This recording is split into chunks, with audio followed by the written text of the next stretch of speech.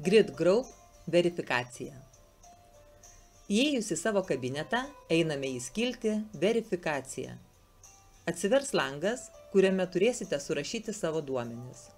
Vardas, pavardė, gimimo data. Įrašote dokumento, paso, ID kortelės ar vairuotojo pažymėjimo numerį.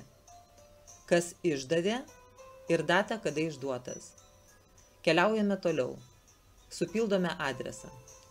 Nurodome šalį, sritį, miestą, gatvę bei namo numerį. Pasirenkame ir įkeliame dokumentus. Taip pat ir sąskaitą už komunalinės paslaugas patvirtinančią gyvenamąją vietą.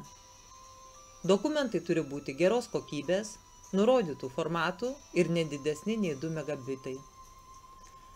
Įkėlus dokumentus spaudžiame toliau. Jeigu bus neteisingi, gausite, ką reikia pakeisti.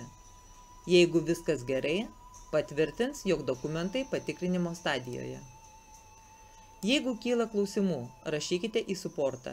Ten reikės nurodyti savo vardą, telefono numerį ir elektroninį paštą. Tuomet rašykite, ko norite paklausti ir laukite atsakymo. Kitu atveju kreipkitės į aukščiau esantį sponsorių pagalbos. Viso.